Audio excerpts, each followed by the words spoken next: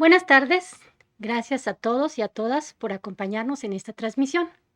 Es un placer darles la más cordial bienvenida a esta primer sesión del seminario Repensar la comunicación científica. Mi nombre es María del Pilar Alonso Armenta y junto con la maestra Lucía Pérez Martínez seremos las anfitrionas en esta ocasión. En el chat nos estará atendiendo la maestra Mineimón Vázquez Flores. Es para mí un gran honor presentar a nuestras distinguidas autoridades que hoy nos acompañan. Vía Zoom, la maestra Santa Elizabeth Fortis Torres. Maestra, adelante, por favor, la escuchamos. Gracias, maestra Pilar. Muy buenas tardes, pues a nombre de la doctora María del Rosario García Suárez, nuestra directora del CECID 1, Gonzalo Vázquez Vela, les doy la más cordial bienvenida al primer ciclo de seminarios Repensar la comunicación científica, como lo comentaba la maestra Pilar. Pues sabemos que este objetivo que tiene la red de Repensar es poner en contacto a nuestros docentes con especialistas e investigadores con la intención de poder tener nuevas alternativas en cuanto a la didáctica de la disciplina y en fin, que sea algo muy productivo este ciclo de conferencias en el marco de nuestro 100 aniversario del CECID. Pues damos la cordial bienvenida. Nuevamente reitero, en nombre de la doctora María del Rosario García Suárez, que por motivos de agenda, pues no nos pudo acompañar. Esperemos que todos los trabajos sean muy productivos y pues vamos a iniciar con esta interesante actividad. Gracias, maestra.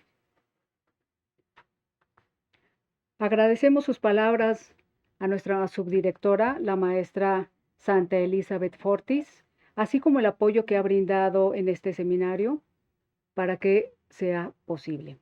Ahora es el turno de presentar a la maestra Claudia Flores Estrada, coordinadora de la Red de Pensadores. Agradecemos su presencia a este nuevo espacio. Maestra, adelante. Muchísimas gracias. La red de los seminarios Repensar es una red académica con registro en la Dirección de Educación Superior, que reúne a docentes e investigadores del instituto y de otras instituciones de educación superior del país y del extranjero, para desarrollar un proyecto innovador de profesionalización docente y que tiene como propósito vincular el quehacer docente con las investigaciones educativas de referencia o de preferencia didácticas específicas. Por favor, ¿me pueden poner la diapositiva número 2? Cada uno de los nodos que conforma el seminario y en este caso la red de repensares están diseñados para que los docentes participantes encuentren un espacio permanente de reflexión en una gran variedad de temas, con investigaciones nacionales e internacionales en formato de artículos publicados, tesis de maestrías o de doctorado, así como capítulos de libros o libros completos. En la siguiente diapositiva, por favor. En cada una de las sesiones se establece un diálogo entre uno o dos docentes y un investigador a un documento de referencia que ha publicado, con el propósito de vincular los resultados de investigación con la práctica educativa y con el uso de las tecnologías de la información y la comunicación, particularmente de la videoconferencia y las comunidades virtuales. Siguiente diapositiva, por favor. La red de los seminarios Repensar diseña los seminarios como acciones de formación docente en modalidad mixta, para fomentar una cultura de la innovación educativa de manera permanente y en forma constante la actualización. El primer seminario, Repensar las matemáticas, desde el 2004 hasta la fecha, teniendo 19 ciclos y 148 sesiones, nos dieron una apertura a la RIEME, en el que permitió que como docentes no somos ingenieros o somos licenciados o somos matemáticos, pero un docente cuya disciplina de referencia no es la matemática a secas, sino la matemática educativa y que el diálogo entre docente e investigador educativo era y es necesario. El seminario Repensar la cultura financiera, su finalidad consiste en fomentar una cultura financiera a toda la comunidad, no solamente del instituto, sino de otras instituciones, También para docentes, alumnos y personal de apoyo y asistencia a la educación en temas como el ahorro, formas de inversión, uso de créditos bancarios, entre otros. El seminario Repensar la comunicación y argumentación, que antecede a este seminario que inicia hoy de comunicación científica, se buscó propiciar fortalecer las competencias comunicativas de la comunidad docente, donde se hicieron o se realizaron la invitación a investigadores de diferentes, tanto nacionales como internacionales, sobre todo de la parte Sudamérica.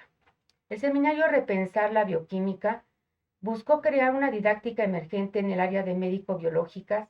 Los temas que se abordaron fueron sobre áreas afines como educación química, la física, la química y bien matemática educativa. Siguiente diapositiva, por favor. El seminario Repensar la química, en este espacio de reflexión académica, los profesores en diferentes niveles podrán concentrarse para socializar ideas, estrategias didácticas, experiencias pedagógicas, pero sobre todo podrán reflexionar a partir de su práctica docente e identificar las oportunidades para mejorar y contribuir a su profesionalización. El seminario Repensar la física, la finalidad de hacer uso de estos resultados de investigación en su práctica docente, documentar las experiencias en el aula y el laboratorio para proponer alternativas que favorezca el interés y el desarrollo de competencias y habilidades de los estudiantes de los niveles medio, superior, superior y posgrado. En el caso del seminario Repensar la filosofía, propició la reflexión docente con participantes de las unidades académicas de nivel medio superior, superior y posgrado. Siguiente diapositiva, por favor. Acerca del seminario Repensar la ingeniería, se refiere al procedimiento para realizar una transferencia de una innovación educativa en el área de ingeniería, no solamente en el instituto, sino en las demás instituciones, tanto nacionales como extranjeras. Bien, los investigadores participan en el diálogo que realiza por videoconferencia y en el foro de discusión para propiciar la reflexión con los docentes, los investigadores, estudiantes, quienes nos siguen por transmisión. El seminario Repensar la economía tiene como objetivo generar un espacio de reflexión sobre la ciencia económica y los principales temas del debate actual entre docentes, investigadores, estudiantes y público en general. El seminario Repensar las humanidades, que antecede al seminario Repensar la filosofía y el de historia. Tiene como objetivo el impulsar innovaciones educativas sustentadas en los productos de la investigación educativa. Y el seminario Repensar el currículo. En este espacio se propician materiales y herramientas de apoyo para los integrantes de la comunidad virtual de aprendizaje profesional en relación al currículo. Siguiente diapositiva, por favor. Y bien, la propuesta de innovación son los seminarios Repensar y las líneas de investigación son las didácticas específicas, las didácticas emergentes, y se les invita a analizar el diálogo que se establece entre investigadores y docentes en los foros virtuales de cada una de las sesiones de los seminarios e identificar los aspectos cognitivos y semánticos que caracterizan la interacción investigador-docente. Tenemos un libro, Repensar las didácticas específicas, donde nos abordan un poco más sobre la relación en los seminarios que han participado y siguen participando, y hasta el momento tenemos 4 coloquios. En la siguiente diapositiva, pues damos la bienvenida y un gran aplauso a esta gran oportunidad de seguir con el seminario Repensar la comunicación científica. Muchísimas gracias y continuamos. Muchas gracias, maestra, por una remembranza histórica tan importante y gracias por la oportunidad de entrar en esta actividad de innovación educativa con Repensar la comunicación científica. Como podemos ver, somos líderes incansables en la promoción de la educación y la investigación científica en esta institución que es Politécnico. Agradecemos su confianza y su valor y su apoyo, que es fundamental para llevar a cabo esta iniciativa. Es un proyecto diseñado especialmente para la comunidad Politécnico, aunque todos son bienvenidos. Este ciclo de seminarios 2024 se conforma de 3 sesiones desarrolladas a manera de diálogo, donde un invitado experto en el área de la comunicación científica nos compartirá alguno de sus trabajos de investigación y experiencias al respecto. Cabe señalar que ha sido habilitado un foro de discusión con la intención de intercambiar ideas y resolver dudas durante y después de concluida la transmisión, el cual permanecerá abierto hasta el 8 de noviembre. El link del foro se acaba de compartir en el chat. Se les recuerda que es importante el registro de su asistencia. Es indispensable asistir a las 3 sesiones. El link para la asistencia se compartirá en algún momento durante la transmisión.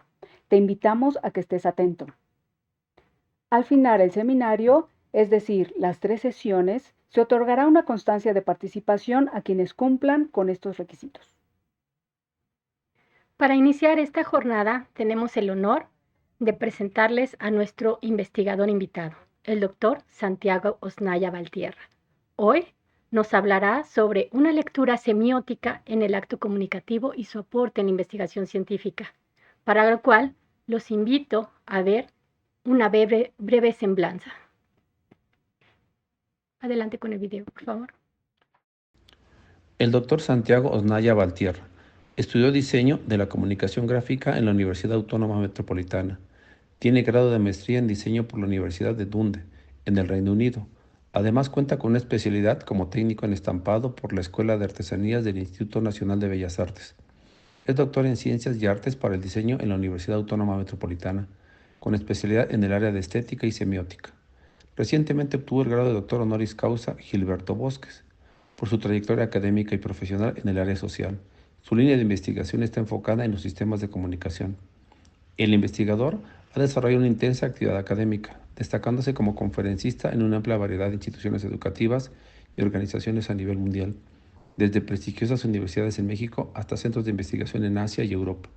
Su participación en foros como Forópolis y en instituciones como la Universidad de Palermo y la Universidad de los Andes, entre otras, refleja sus conocimientos y capacidad. Ha obtenido en 3 veces consecutivas el reconocimiento de Perfil Promet del 2014 al 2023. A partir del año 2019 es miembro del Sistema Nacional de Investigadores, el SNI. Obtiene la distinción de investigador nivel 1 para este periodo. Fue miembro activo del equipo de diseño de Amnistía Internacional México. Es fundador y director del despacho La Fábrica de Sueños, lugar en el que desarrolla sus proyectos, obteniendo premios y distinciones a nivel nacional e internacional. Actualmente es académico de tiempo completo definitivo en la Universidad Autónoma del Estado de México, Campus Tianguistengo. Es autor y coautor de 6 libros, 23 capítulos y 21 artículos de investigación y difusión académica, mismos que han sido publicados en México y el extranjero. El conocimiento debe llevarnos a la trascendencia de los acontecimientos emanados de la realidad. Mario Bunge. Tomado del libro de nuestro querido invitado. Gracias, doctor, por aceptar nuestra invitación y compartir sus experiencias con nosotros. Iniciamos y para poder iniciar quisiera plantear una pregunta. ¿Cómo surgió su interés por la investigación? Hola a todos, muy buenas tardes. Bueno, primero que nada, antes de dar respuesta a la pregunta, me gustaría agradecer a las autoridades del Instituto Politécnico Nacional, al Centro CECIT número 1 y en especial a la maestra Lucia Pérez, quien hizo posible el vínculo y la invitación para que el día de hoy me encuentre aquí con ustedes charlando y compartiendo lo que yo he desarrollado dentro de la investigación.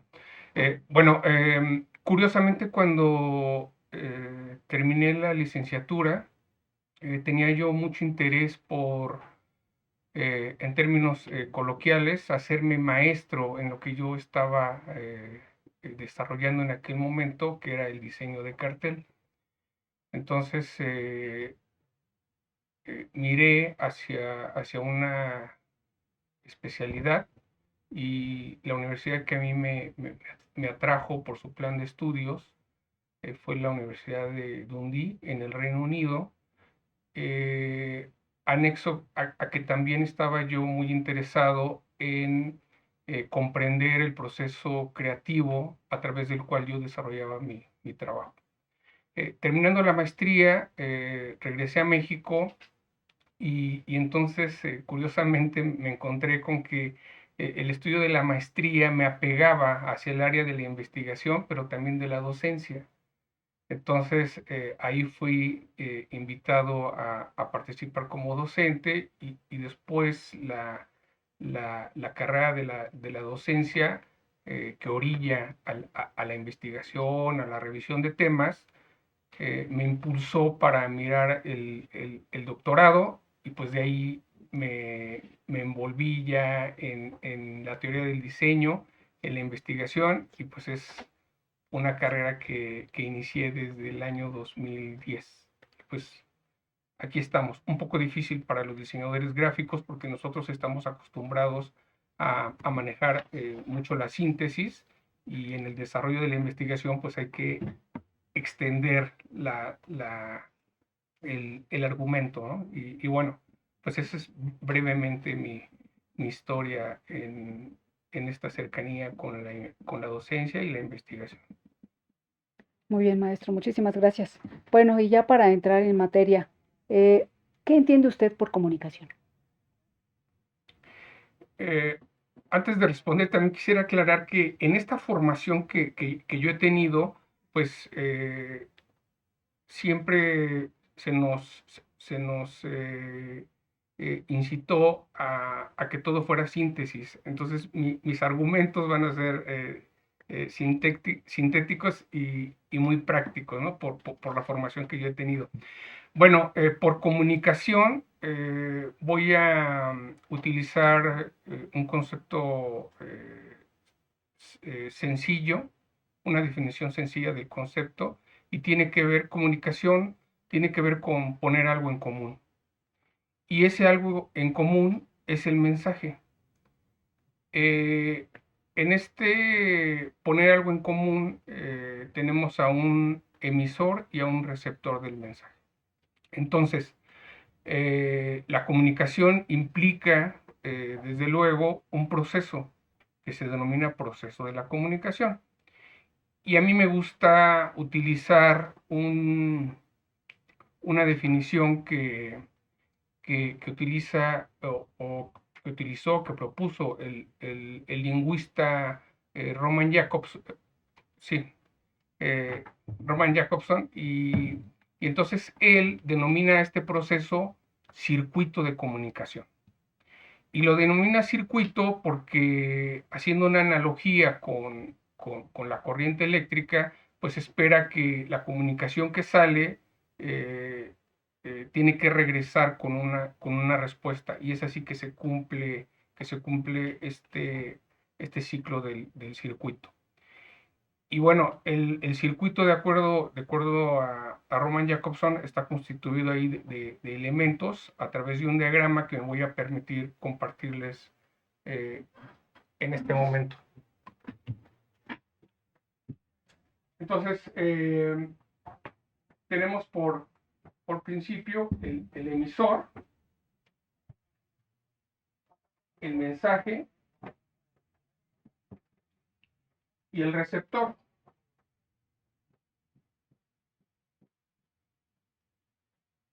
Y en el mensaje tenemos el canal y el código, así como también el contexto.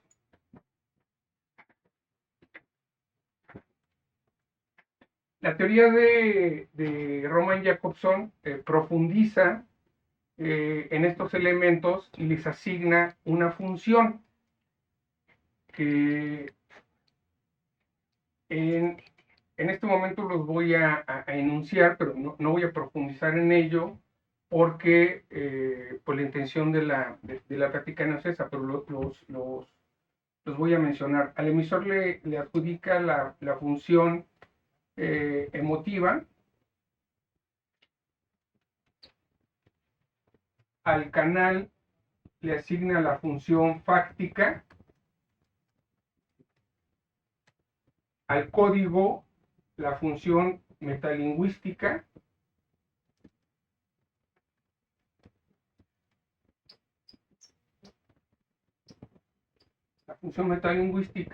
al receptor la función connativa,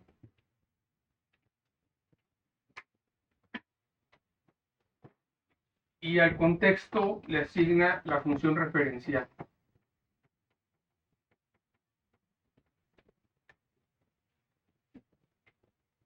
Entonces, fíjense que, por ejemplo, en el transcurso de la exposición voy a hablar de algunas de estas funciones.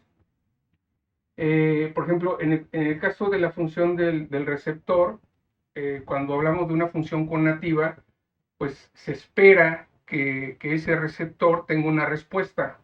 Y al tener una respuesta, se envía en el sentido inverso la comunicación, y es así que se cierra el proceso del circuito de la comunicación que Roman Jakobson propuso. Ahora, ahí me gustaría, les he comentado que soy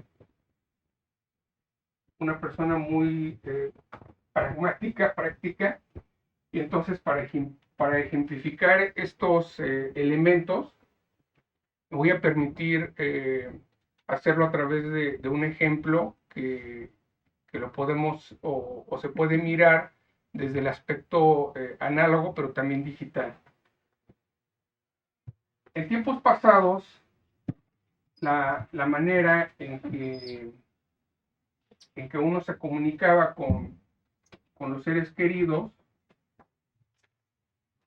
voy a abreviar los elementos con la inicial de cada elemento.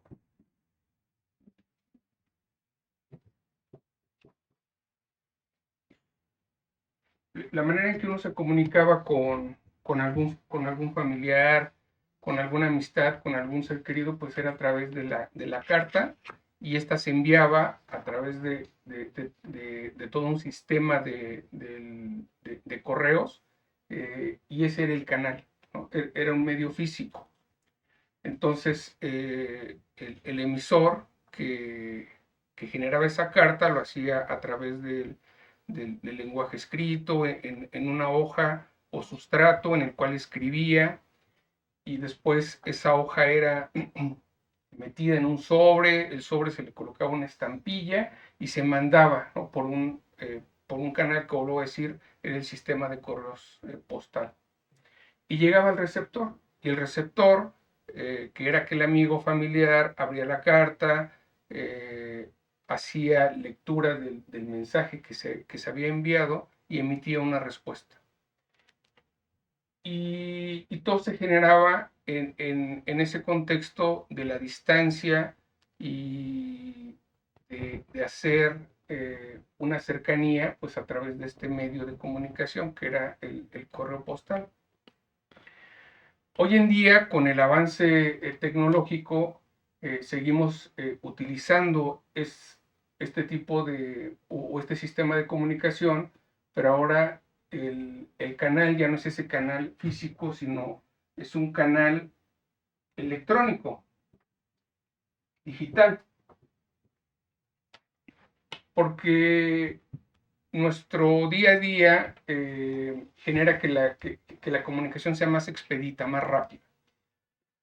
Entonces, ahora no escribimos sobre una carta de papel, sino lo hacemos sobre un medio electrónico. Utilizamos un teclado, cerramos nuestro sobre de manera virtual, oprimimos una tecla y mandamos el mensaje a nuestro receptor. Entonces, el canal ha cambiado, el código también ha cambiado. Ahora tenemos medios mucho más rápidos. Tenemos, por ejemplo, el WhatsApp, y en el WhatsApp no solamente podemos escribir a través del lenguaje escrito, sino lo hacemos a través de gráficos, los denominados emojis. Entonces, ahí tenemos otro sistema u otro código de comunicación, que es un código gráfico, más expedito, más rápido. Y eso gracias a las nuevas tecnologías. Entonces, el sistema sigue siendo el mismo, y quiero hacer mucho hincapié en esta cuestión o en este contenido básico del conocimiento, porque más adelante van a ver cómo el comprender las bases o el tener las bases del conocimiento nos va a permitir ir avanzando en complejidad, pero siempre es importante tener conocimiento de las bases, de lo básico para poder avanzar. Entonces, en términos generales, esto es lo que para un servidor sería comunicación. Precisamente, doctor, muchas gracias. Vemos la relevancia e importancia de la comunicación. Precisamente lo sencillo es lo complejo y lo complejo es lo sencillo, y lo acabamos de ver cómo abordó el concepto de comunicación, que es uno de los pilares de nuestra unidad de aprendizaje, comunicación científica, y que lo estudiamos durante Expresión 1 y Expresión 2. Los maestros de la academia están muy familiarizados con este concepto, pero quisiera pedirle, doctor, si nos podría ampliar más este concepto que usted maneja de código, que es mucho más trascendental y que lo está teorizando en su libro, en su aportación en la investigación, y qué cualidades o cómo podríamos explicarlo para la audiencia. Sí, el código es un sistema de comunicación, y ese sistema está compuesto por signos, por un conjunto o grupo de signos. El sistema semiótico es una agrupación de signos que se rigen a través de normas y leyes, y esas normas y leyes permiten su uso, su agrupación, pero también su combinación.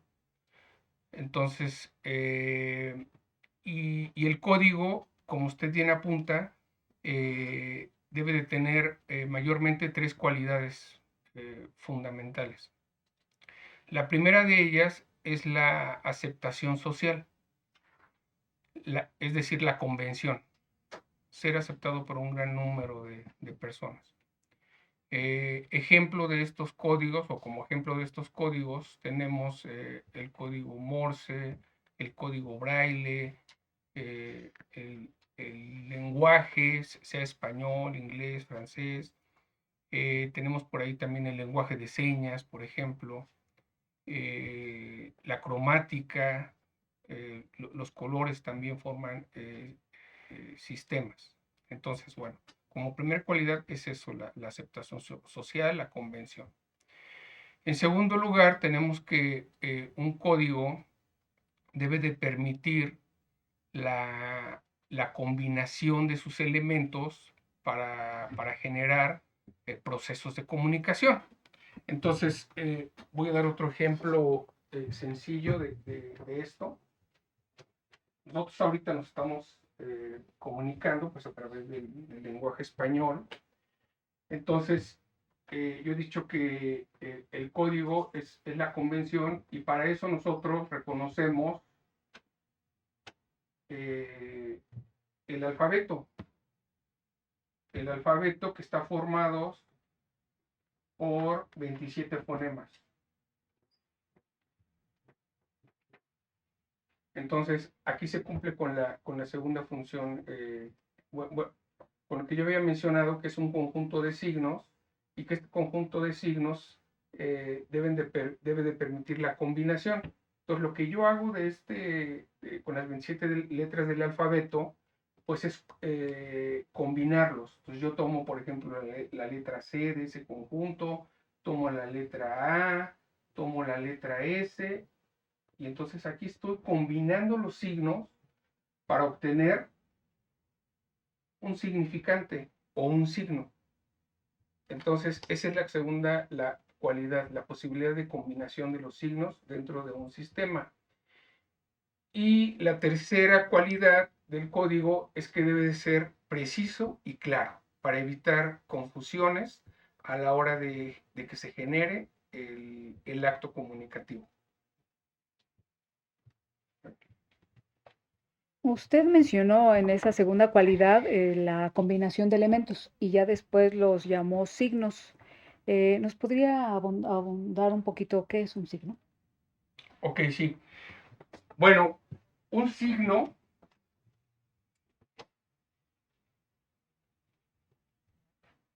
lo que yo he comprendido y sintetizado a través de la lectura de la teoría semiótica, es que para mí, para un servidor, un signo es un sustituto. ¿Por qué un sustituto? Porque esto que tenemos aquí es un signo y es un sustituto de esa materialidad que nosotros conocemos como casa, como hogar, el lugar donde habitamos. Por eso denomino al signo yo, el significado que le doy es que es un sustituto, porque sustituye a algo. Pero voy a hacer el diagrama clásico que conocemos. Entonces, mi, mi signo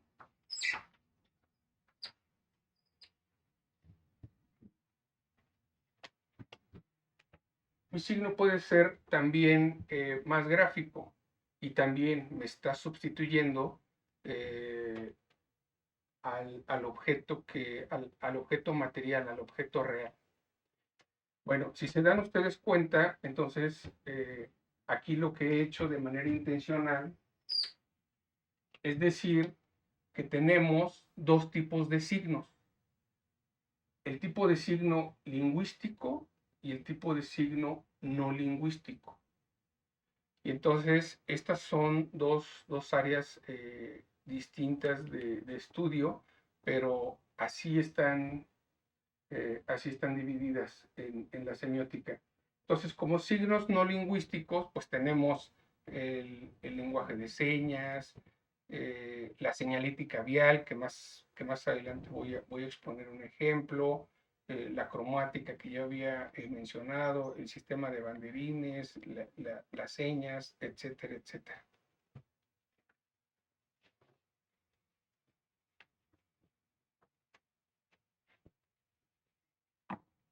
Entonces,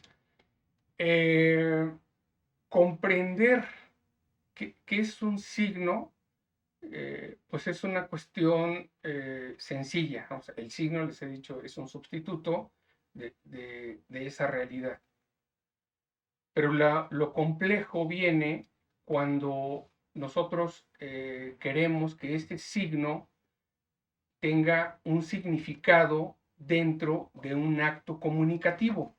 Es ahí donde comienza un poco la complejidad de la semiótica.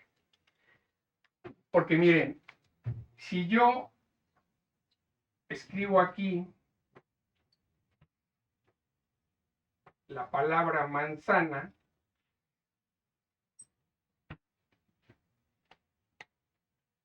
lo que tengo aquí, desde luego que es un signo, pero no un signo que pueda emitir un significado. Y ahorita les voy a explicar por qué. Tenemos un signo en una fase intermedia de ser comprendido dentro de un proceso o dentro de un acto comunicativo. ¿Por qué les digo que este signo no entra dentro del acto comunicativo? Porque este signo nada más o está trabajando como un estímulo. Es decir, ustedes hacen lectura de este signo, de esta palabra, y desde luego que les genera en la mente el hecho o el objeto. ¿Sí? Un objeto de color, mayormente de color rojo, redondo, es un fruto, etcétera, etcétera. Lo mismo podría ser con este signo, ¿no? Que es un signo más gráfico y que sería totalmente lo mismo. Pero ¿por qué digo que no está entrando dentro de un acto comunicativo? Porque le falta el crecimiento, que ahorita voy a explicar las fases del crecimiento, pero le falta el crecimiento para entrar o pertenecer o tener un significado dentro del acto comunicativo. ¿Cómo sucede esto?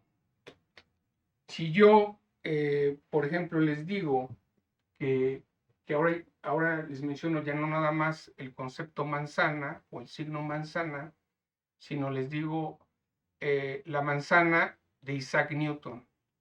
Y entonces ya tiene un referente con la realidad. O les digo la manzana de Adán y Eva. O les digo la manzana de Blancanieves. O les digo la manzana de Guillermo Tell. Aquí ya la manzana tiene un referente con la realidad y pasa a formar parte de un acto comunicativo, porque tiene un significado. Cuando yo tengo la palabra manzana sola, así, en llano, la semiótica le denomina a este signo objeto dinámico. ¿Por qué objeto dinámico? Porque el significado de este signo, de esta palabra, puede volar en múltiples direcciones, dependiendo la relación que tenga con la realidad. He dado yo ejemplos. Incluso podríamos decir la manzana de Magritte, ¿no? Y está relacionado ya hacia una cuestión del arte y tiene otro significado. Entonces, la explicación de esto que les he dado, que les he dado en este momento de considerar un signo como un hecho o como parte de un proceso de comunicación, tiene que ver con algo que en semiótica se le denomina semiosis.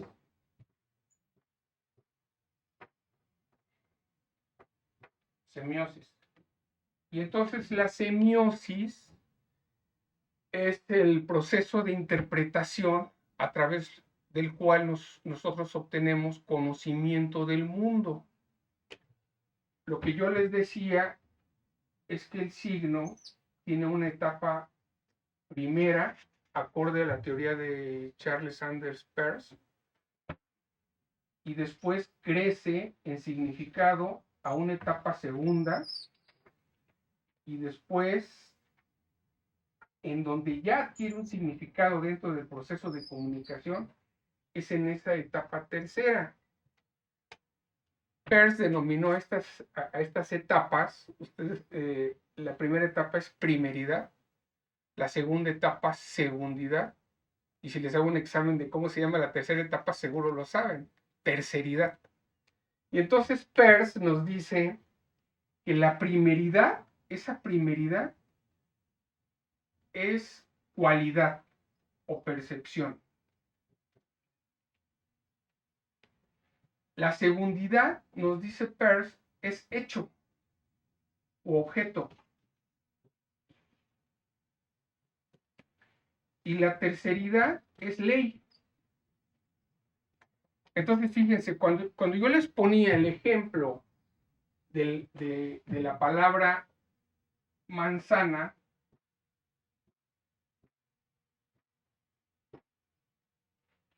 les estaba yo dando el signo en su etapa segunda, que es lo que yo les decía. Es un hecho, es un objeto, pero ¿qué? Está ahí como objeto dinámico para ser aprendido dentro de un proceso de comunicación, dependiendo y el sentido en el que la utilice.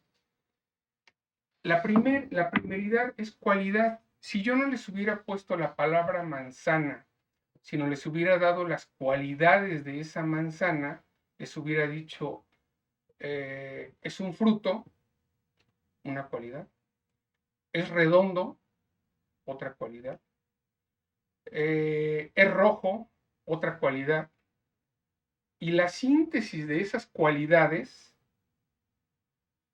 hacen que es una síntesis mental, desde luego de un proceso de interpretación, hacen que yo lo concrete y genere el objeto, manzana. Y estoy en esa segundidad. Por eso yo les decía, es un signo que no está dentro de un acto comunicativo. Cuando yo relaciono ese objeto con una realidad, la manzana de Blancanieves, entonces le doy un significado a esa manzana. Sé que la manzana envenenada, etcétera, etcétera, ya tiene un significado. A este proceso de crecimiento del signo y de interpretación es a lo que se le da el nombre de semiosis.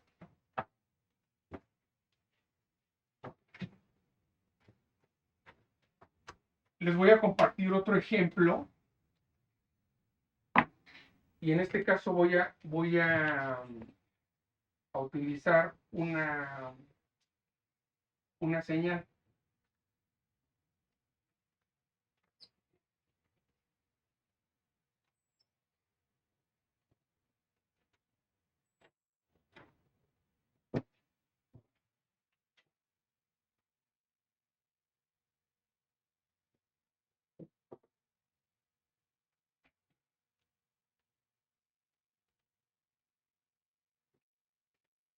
Esta señal que estoy aquí dibujando es un símbolo internacional.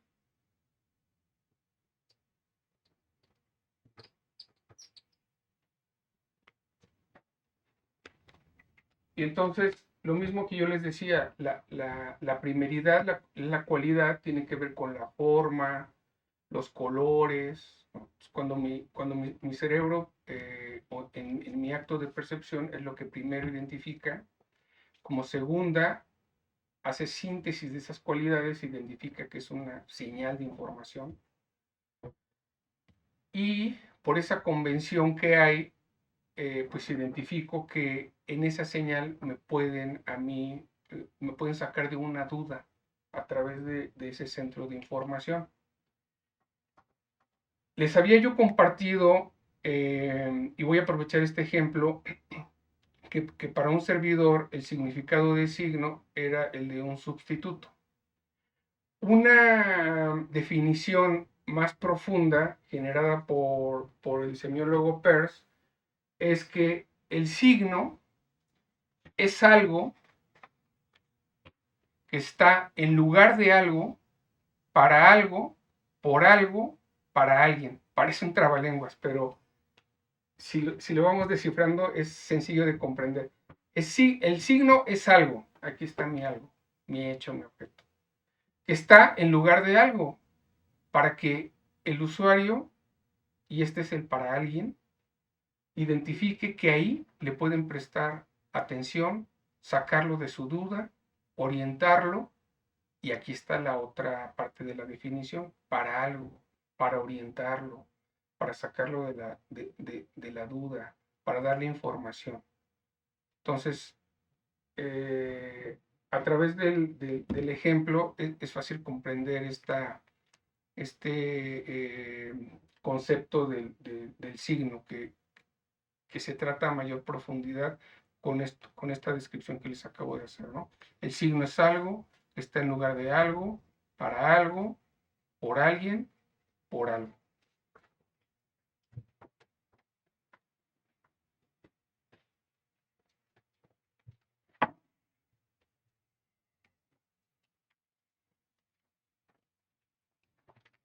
Maestro. Eh, Y, sí. no, adelante. Sí, entonces sí, iba a comentar ya nada más finalmente que en el proceso de semiosis intervienen mayormente tres factores: el signo, el objeto y el interpretante. Y la inferencia es la condición elemental para que se dé el proceso de conocimiento del mundo que nos rodea. Entonces, la inferencia fácilmente la podemos identificar como que si A es igual a B y B es igual a C, entonces, o por lo tanto, A es igual a C. Tenemos entonces ahí que el conocimiento se realiza a través de la percepción de hechos externos y del conocimiento previo. Y aquí me voy a permitir dar otro ejemplo de esto que les estoy aquí compartiendo y que tiene que ver con un ejemplo cotidiano. Una persona camina por el parque y en el parque escucha un signo fonético, el canto de un ave. Y ese signo, que es un hecho exterior y que obviamente proviene de un objeto, por experiencia previa de la persona que va caminando y lo escucha, hipotéticamente dice o imagina en su mente que es un canario. Para disipar su duda, el, el perceptor, el sujeto de ese signo fonético, camina en busca del ave que está emitiendo ese sonido. Y a lo lejos se identifica que es un ave de color amarillo, como son los canarios, y de las dimensiones de un canario. Y esto lo sabe por experiencia previa. Y sabe que es un canario porque la ley de la biología ha identificado dentro de su clasificación a esta ave con el nombre, o lo ha designado con el nombre de canario. Y aquí tenemos los tres elementos o los tres factores de los que yo les hablaba y que intervienen en la semiosis: el objeto, el signo y el intérprete. Y todo esto lo podemos ver e identificar dentro de ese circuito básico que nos comparte Roman Jakobson, que es el circuito de comunicación. Gracias. ¿Y este conocimiento tiene alguna utilidad práctica o algo o científica o algo? Bueno, a través de este conocimiento les he compartido yo, tenemos percepción del mundo que nos rodea. O sea, conocemos a través de él. Pero conociendo las bases del circuito de comunicación y esta fundamentación de lo que les he compartido del signo, la semiosis y la semiótica, pues se puede hacer investigación como yo lo hice, ¿no? Sí, les puedo compartir mi experiencia que yo tuve utilizando o enlazando estos temas. Primero que nada, debo decir que estas dos corrientes de las que yo les hablaba, de los signos lingüísticos y los signos no lingüísticos, generaron dos corrientes del conocimiento en la semiótica. Ahora hay muchas más, está la sociosemiótica, semiótica del espacio, en fin, pero mayormente se tienen conceptualizadas dos corrientes: la corriente de la semiótica lingüística, que está encabezada por el semiólogo francés Ferdinand de Saussure, y la semiótica que tiene que ver más con lo visual, y está encabezada por Charles Sanders Peirce. Yo, por cuestiones de mi formación, no soy lingüista, desde luego, pues me enfoqué por la semiótica del signo no lingüístico. Y es a través de esta semiótica que yo hice una investigación relacionada con los accidentes viales y la señalética, es decir, qué relación existía entre los señalamientos, o técnicamente, como le nombra la ingeniería de tránsito, los dispositivos para el control de tránsito y los accidentes viales. Entonces yo propuse esa hipótesis como punto de partida. Y lo que hice pues fue precisamente eso, o sea, mirar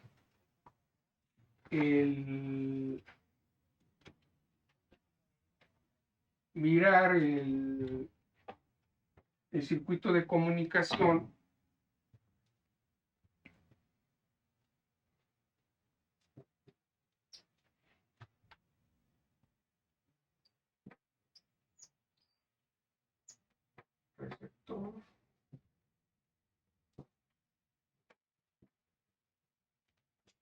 canal,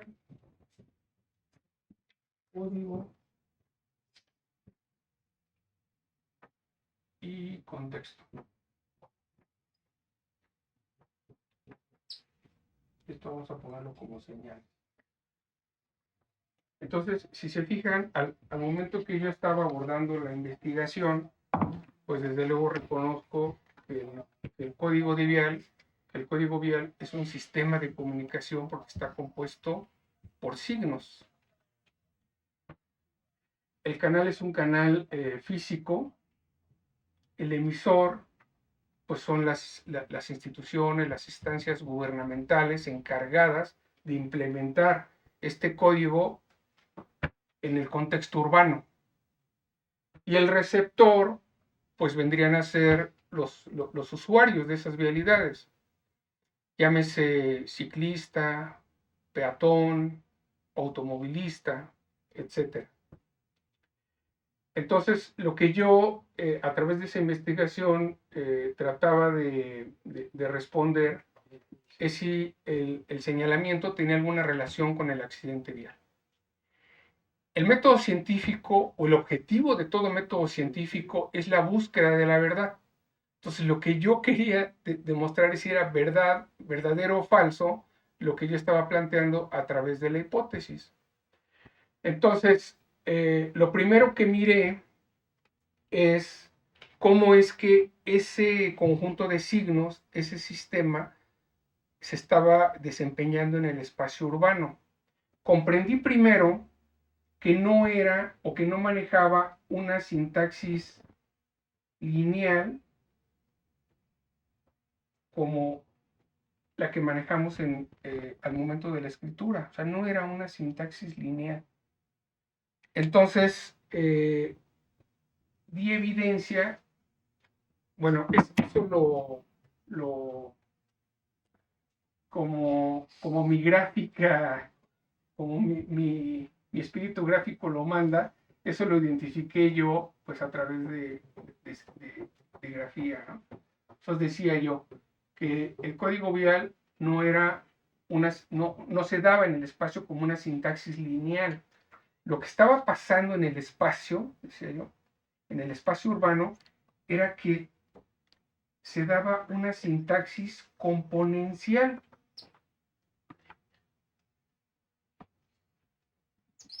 Así actuaban mis signos para darme un significado. El sentido de este mensaje en el espacio urbano a través de las señales es generar una movilidad armónica, una movilidad segura, sin riesgo. Ese es el mensaje que me emite el conjunto de signos que están trabajando en el espacio urbano. Que repito, no era una sintaxis lineal de que me dice, pasa, sigue, no. Está estructurada, estos signos están estructurados de tal manera que tenemos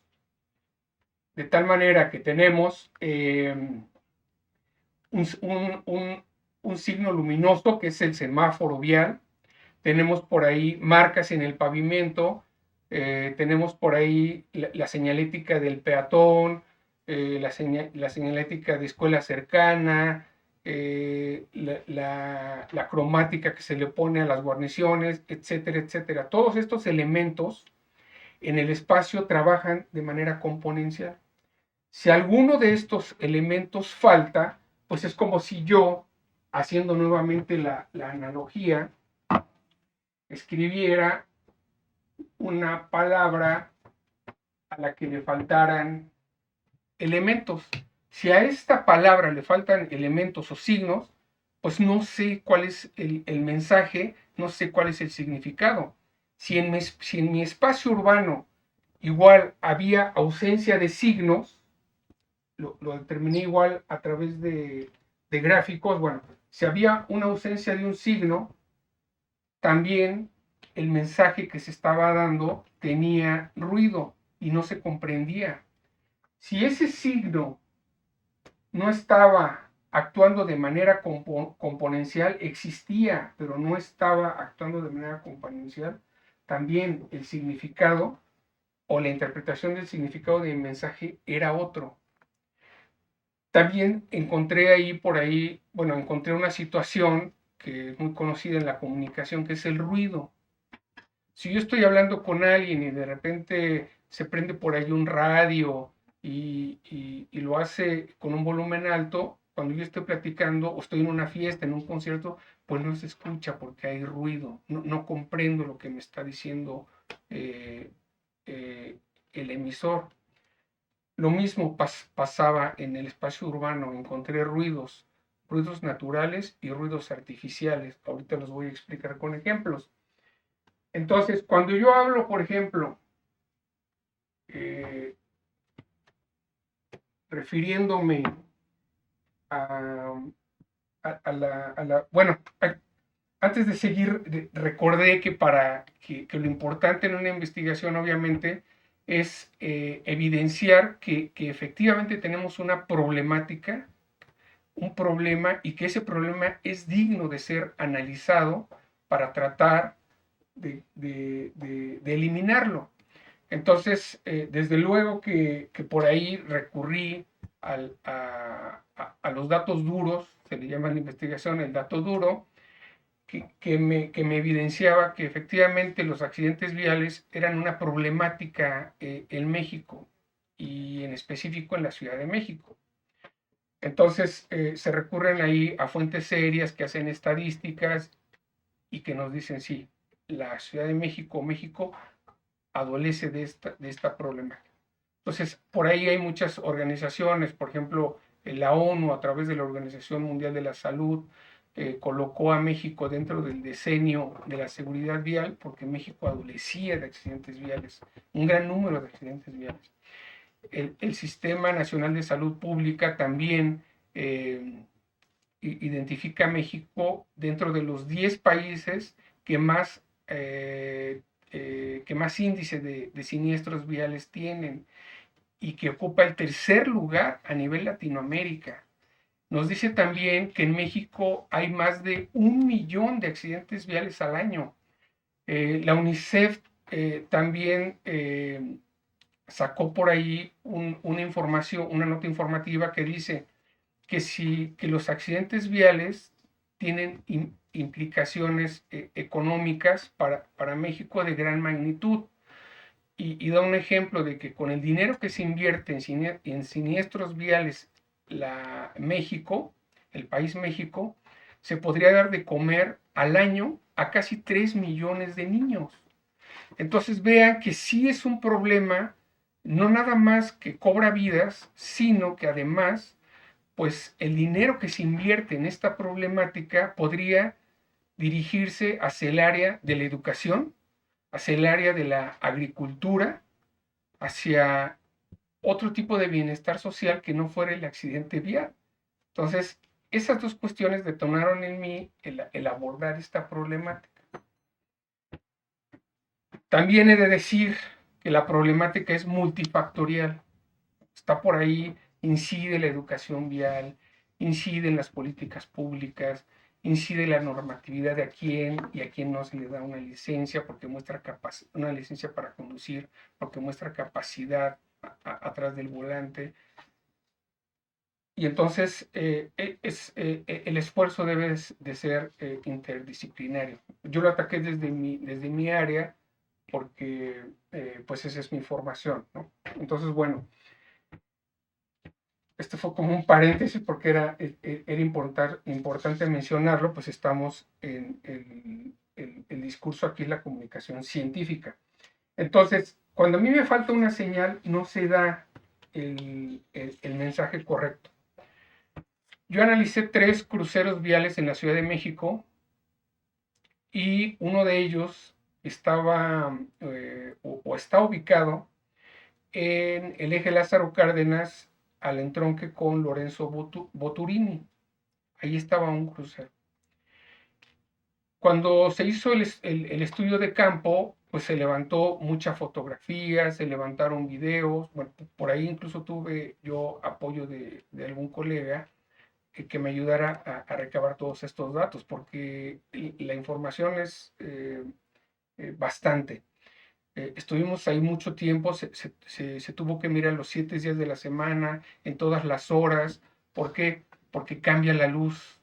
No es lo mismo tener luz de día que la luz artificial, tener ya la noche, cuando llueve, en fin, todo el panorama cambia. Entonces hay que estar allí haciendo mucha observación. Se hicieron planos, con estos planos se identificaron las trayectorias de las personas y nos llamó mucha la atención que en este crucero hay una trayectoria que la voy a dibujar para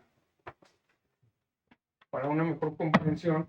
Tenemos que el crucero pues es una intersección de vialidades.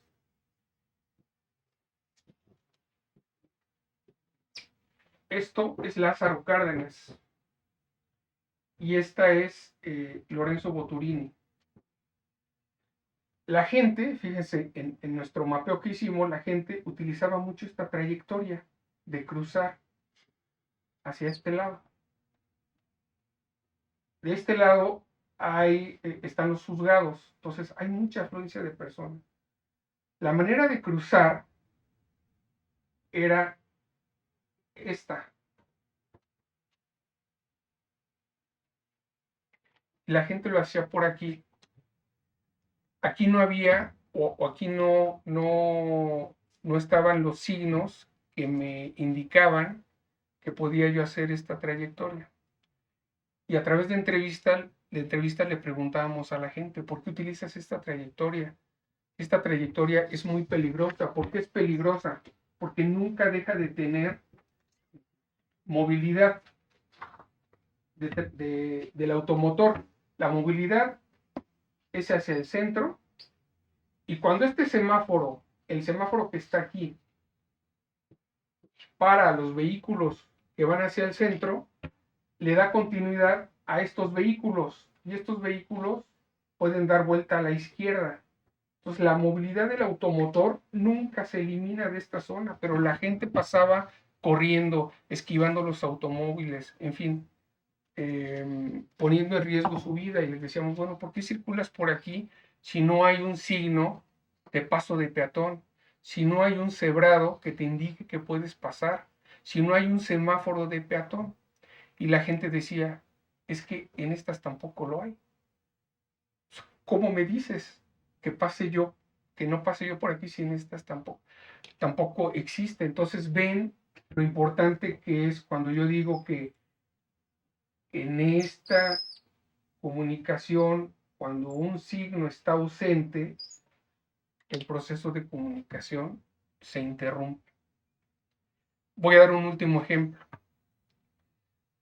Todas las banquetas, lo que nosotros conocemos con banqueta, que ahí aprendí que la guarnición es el filo de la banqueta, debe de ir de color amarillo. Esta es una marca en el pavimento, también parte de estos signos que deben de ir en la vialidad. ¿Qué me indica esa marca amarilla? No está ahí para que se vea bonito el pavimento de color, no. Está hecho para delimitar la senda vehicular de la senda peatonal. En los lugares en donde esta marca o este signo no estaba aplicado, se podía observar, y sacamos evidencia fotográfica, que las banquetas estaban destruidas. Porque esos lugares, cuando no hay luz natural, y aún habiéndola, pues se confunde y no se tiene la percepción del límite entre la banqueta y la trayectoria del automóvil. Imagínense en la noche cuando una lámpara falla o no había lámparas, y esas también forman parte de la seguridad del espacio. Los coches se estampaban contra la banqueta, en el mejor de los casos. Cuando el coche se subía a la banqueta y había un peatón, obviamente se cobraba una vida. Entonces, vean la importancia del tener los signos en el espacio vial de manera adecuada, aplicados de manera adecuada para producir el mensaje correcto. Y voy a terminar con este ejemplo. Cuando yo iniciaba decía que es muy importante con este diagrama comprender el conocimiento desde la base para después ir haciendo o avanzar hacia un conocimiento más complejo. Decía yo que el circuito de comunicación tenía un emisor, un mensaje, que en este caso cuando yo terminé, mi mensaje estaba determinado por esa sintaxis del código vial en el sitio.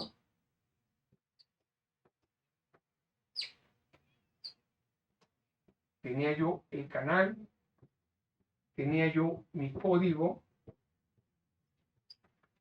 tenía yo mi receptor, que les digo es mi usuario, y tenía yo mi contexto, que es el espacio urbano.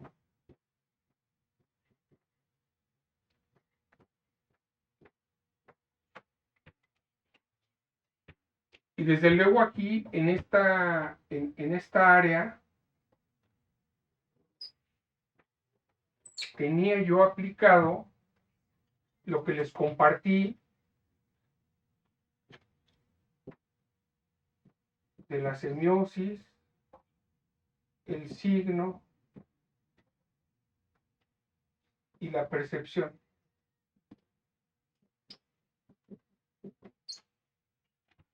Comprendiendo yo el circuito básico de Roman Jakobson, podía yo entonces comprender cómo es que esto estaba funcionando y cómo alertar al sector público de estas fallas.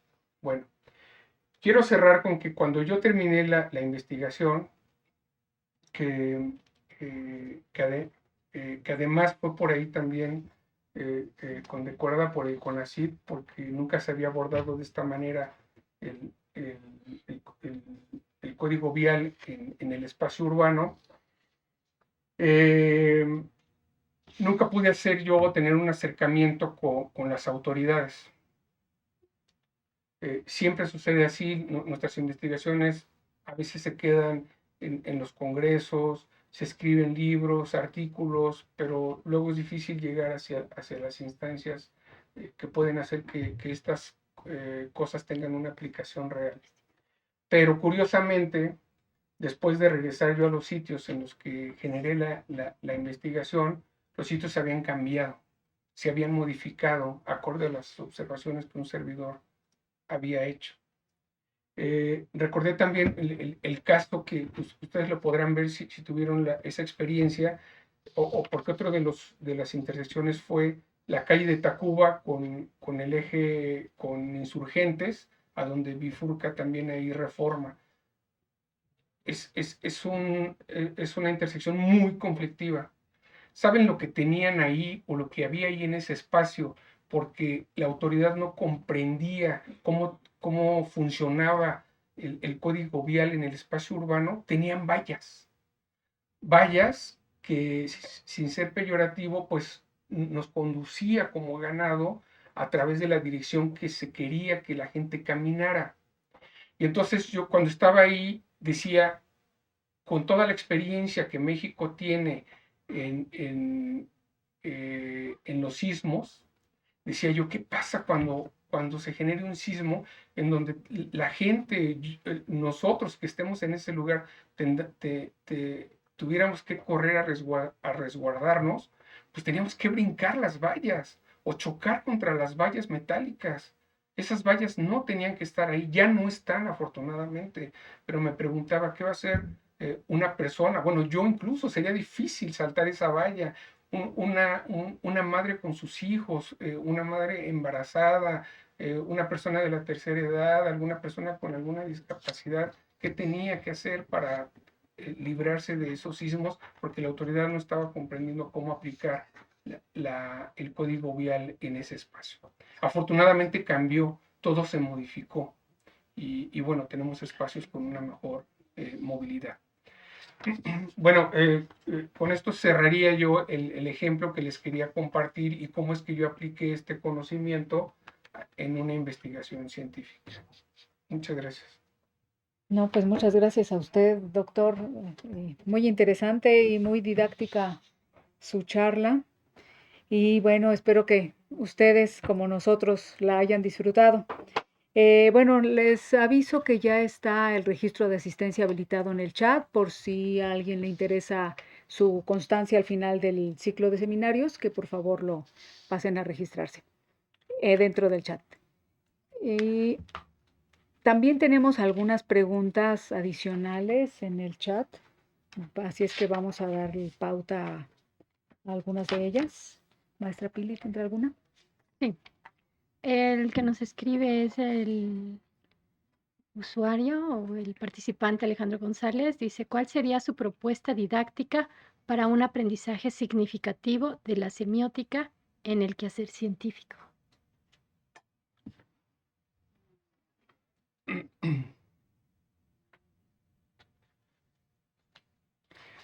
Sí, me daba yo cuenta que en el sitio del seminario pusieron el texto del cual yo estuve aquí haciendo la explicación.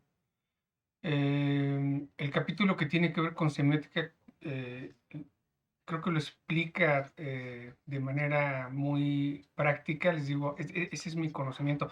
A mí me enseñaron que el conocimiento se tiene que aterrizar y darle una aplicación práctica, si no, no tiene sentido para que se pueda replicar. En el texto pueden ustedes encontrar la descripción sobre todo esto del signo. Viene un diagrama que un servidor generó y entonces ahí nos desglosa el término de signo, cómo yo lo apliqué y cómo se podría replicar en la, en la docencia, en esta forma de explicar de manera más o sociabilizar este conocimiento de manera muy didáctica. Entonces, creo que si se hace uso de este material, que por supuesto está es de acceso abierto, ahora nos piden a toda la comunidad de investigadores que toda nuestra producción científica sea de acceso abierto y así lo es. Tenemos ese compromiso con la sociedad y ahí está el texto. Entonces, a mí me gustaría mucho que lo revisaran y de cualquier manera, si, si la pregunta todavía fuese más específica o algo no se comprendiera o no se entendiera, con todo gusto a través del correo o aquí del seminario, pues yo podría, no sé, dar un taller, contestar vía correo, de tal forma que esto quede comprendido para su réplica, porque también esa es otra de las finalidades del conocimiento, ¿no? Que pueda replicarse, reinterpretarse y mejorarse, ¿no? Sí, pues aprovechando la disposición del doctor, efectivamente dentro del sitio Repensar Comunicación Científica existe un foro. Ese foro, como ya les habíamos comentado, va a estar abierto hasta el 8 de noviembre, en donde pues si contamos con la amabilidad del doctor, para que ahí puedan todavía plasmar sus dudas, hacer ese diálogo todavía fuera de la transmisión y contestarles un poquito más puntual, ya por parte del doctor o de alguna de las participantes aquí. Doctor, hay otra pregunta que quisiera plasmarle. Dice, ¿de qué manera se delimita el objeto de estudio en su investigación y qué recomendaciones podría brindar para identificar el objeto de estudio en otras áreas de conocimiento? Es decir, usted lo maneja como el lente a través del cual se mira y se analiza el objeto de estudio. ¿Cuál sería? Ok, sí. La delimitación del objeto de estudio es importante porque esa delimitación nos va a permitir no fugarnos hacia otros caminos. Entonces, desde luego que hay que partir de lo general a lo particular. En el caso de la investigación que yo les compartí, lo que se miró fue primero pues, el escenario internacional. Los datos acerca de los accidentes viales y de ahí fui bajando hacia hacia mi contexto, el contexto que a mí me importaba, ¿no? Que en este caso era la República Mexicana, y después delimitarlo todavía aún más a la Ciudad de México, y después todavía más a los lugares o sitios en donde los accidentes o había mayor número de incidencia de accidentes, y ahí nos encontramos con, con los con tres cruceros, ¿no? De los que les estoy comentando. Entonces sí, la limitación del objeto de estudio es importante para no divagar o no o que nuestros esfuerzos no se vayan hacia otro lugar más que a donde se debe de ir, ¿no? Entonces, la delimitación espacial es muy importante. También, además de la delimitación espacial, obviamente existe algo que se denomina la delimitación semántica. Entonces, cuando yo pongo desde mi título, hago esa delimitación y digo qué relación existe entre los accidentes de tránsito vial y la señalética, estoy ya delimitando, perdón. O sea, no estoy hablando, como dije en un principio, de si es falta de educación vial, aunque se enuncia, ¿no? La problemática de los accidentes viales es multifactorial, se los comenté. Ahí tiene implicaciones la educación vial, las políticas públicas, etcétera, etcétera. Entonces uno acota a través de la delimitación semántica de las categorías que uno va a tratar. Y de esa manera, pues uno no se pierde. También es importante en esta delimitación el objetivo de la investigación. En esta investigación se estudiará esto.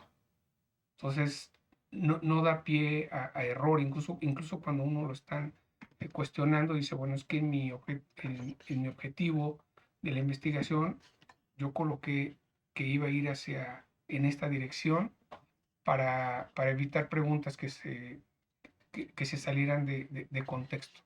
Entonces, también a través del objetivo. Se puede también hacer un pre-resumen de la investigación, lo que comúnmente se le denomina ahora como el abstract. Y en ese abstract uno acota hacia dónde va dirigido la indagación.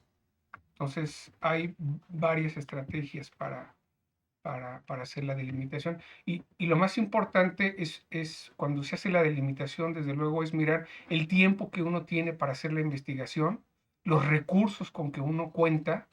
Esto también es importante, porque luego imagínense si hubiera dicho yo que voy a analizar los cruceros más peligrosos de la República Mexicana, pues eso implicaría trasladarme, tener recursos, el tiempo en el que lo voy a hacer. Entonces también estos factores son importantes a la hora de hacer la delimitación de la investigación.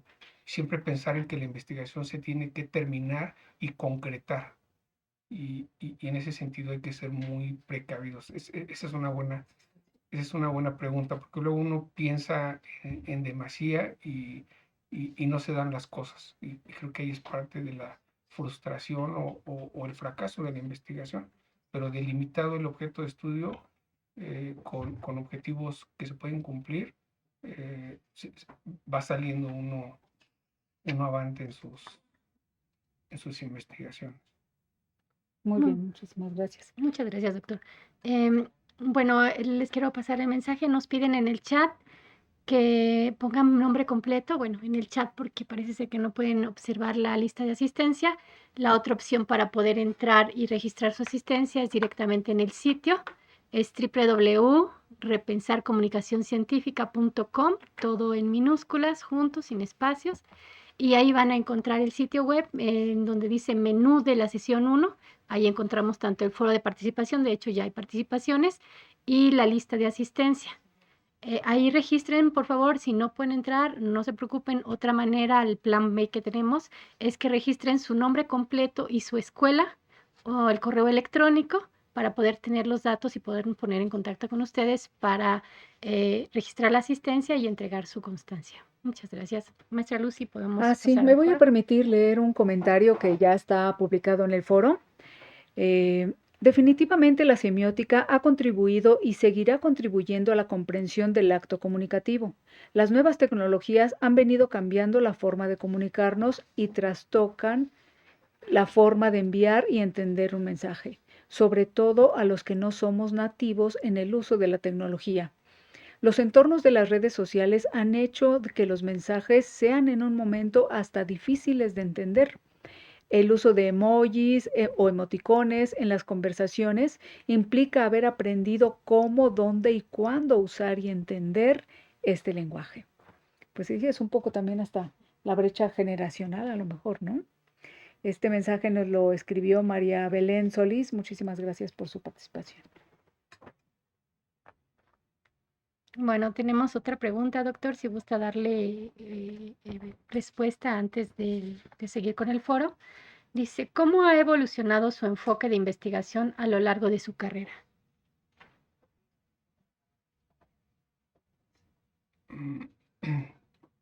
Bueno, ha evolucionado de lo práctico a lo teórico. Entonces, por ahí mi investigación en un inicio, pues era más gráfica, más de la profesión, de estar experimentando con la percepción, con el color, con la dimensión, con las formas. Y poco a poco me fui metiendo más con la teoría, porque pues sabemos pocos teóricos en diseño, y también ahí a veces se hace un poco complicado el estar haciendo lecturas del conocimiento que viene de otros países, aunque desde luego no es malo, les digo, siempre es bueno partir de una base y después reformular esos conocimientos. Por ahí está la palabra tropicalizarlos a la experiencia de uno, a nuestros propios contextos. Y entonces ahí me empecé yo a meter ya con la teoría. Siempre, desde luego, para mí es muy importante que el objeto de estudio en el cual estoy yo trabajando, aunque no lo parezca por la seriedad que manejo, es que me produzca, que me fascine, que me dé alegría, que me dé confort, ¿no? Entonces, en la medida en que uno se sienta atraído por el objeto de estudio, es la medida en que uno va a profundizar y profundizar y profundizar. En el caso de las señales, a mí me gusta mucho caminar, observar. Y eso para mí era un regocijo, estar en el campo de estudio, en la vialidad, en la calle, en el día, en la tarde, en la noche. Eso a mí me llama mucho. Soy un observador nato. Por ahí, por ejemplo, tengo un libro también que acabo de publicar que es más gráfico y que tiene que ver con un proyecto que desarrollé, que es un alfabeto visual. Entonces siempre me ha llamado también la atención la escritura, el origen. He investigado por ahí la historia del alfabeto, es fascinante. eh, eh, y con ese gusto con lo que lo hago, porque pues es el alfabeto es uno de los inventos eh, que, que enuncia o que da a conocer la inteligencia del ser humano, sintetizar todo en ese código gráfico que ha llevado que llevó más de 4000 años. Es fascinante, ahí se ve que el ser humano es inteligente, ¿no? Por esa capacidad de síntesis. Y entonces yo desarrollé, por ese gusto, por esa pasión del alfabeto, desarrollé un alfabeto visual para el aprendizaje del idioma inglés. Y nuevamente, pues ahí lo fascinado que estaba yo con meterme con la teoría fue a través también del estudio semiótico, porque ahí teníamos significantes, significados, signos. Nuestro público eran los niños, pero también me permití regresar ahí a explorar, a experimentar con la figura, hacer mis bocetos. Entonces, ha pasado de esa experimentación eh, más práctica, más gráfica, a la investigación más teórica. Ese fue como mi proceso. Muy bien. Me parece que para entrar a la liga del sitio, perdón la interrupción así tan brusca, lo que tienen que hacer si van a cualquier buscador, nada más teclean repensar comunicación científica. Y ahí ya prácticamente la primera opción que sale es nuestro sitio web. Ahí entran y van a aparecer en la parte inferior ya la liga para el registro. Y bueno, tenemos más comentarios. Voy a leer uno más. De acuerdo a lo expuesto, considero que una propuesta didáctica adecuada para la semiótica en el contexto científico puede ayudar a los estudiantes a conectar los nuevos conceptos con sus conocimientos previos sobre el lenguaje, los signos y la interpretación de fenómenos. La enseñanza de la semiótica en la ciencia no debe limitarse a la memorización de conceptos, sino que debe centrarse en el desarrollo de habilidades críticas. Pues agradecemos la participación a la maestra Nancy Melo. ¿Quisiera comentar algo, doctor, o cerramos con la última pregunta? Sí, referente a este último comentario, sí es importante porque cuando yo estaba proponiendo la investigación se daba esto. O sea, me decían, no, es que esta investigación no, porque ya todos sabemos que las señales son íconos, índices o símbolos. ¿Ya qué más se puede decir? Y sí, claro, en efecto, ese es el conocimiento básico, pero ir más allá, por ejemplo, ir a la aplicación de estos signos in situ, eso fue lo que le dio el valor a mi trabajo.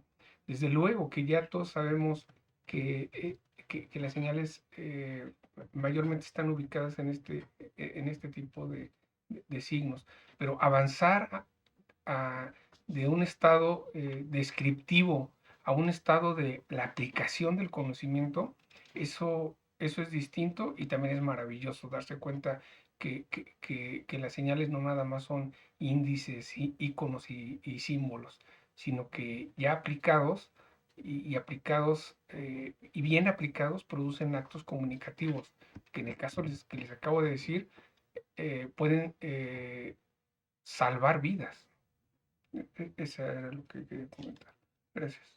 Muchas gracias. Por cuestión de tiempo, nada más vamos, es una pregunta, pues no se me salta, pero dice, ¿la enfermedad de Parkinson afecta la memoria semiótica?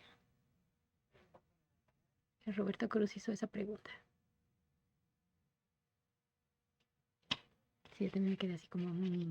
no sabemos. Si no Tal sabría vez contestar sería, sería más bien el área médica, ¿no? Memoria semántica. La Sí, memoria no, semántica. igual en Los el que son foro procesos podríamos. semióticos.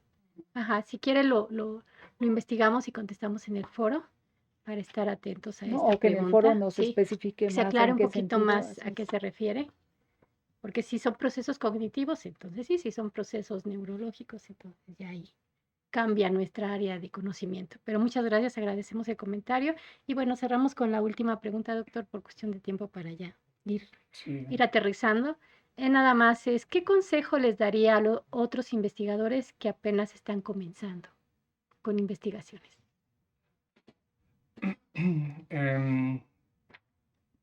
Bueno, el primer consejo es la difusión del conocimiento. Eso es muy importante.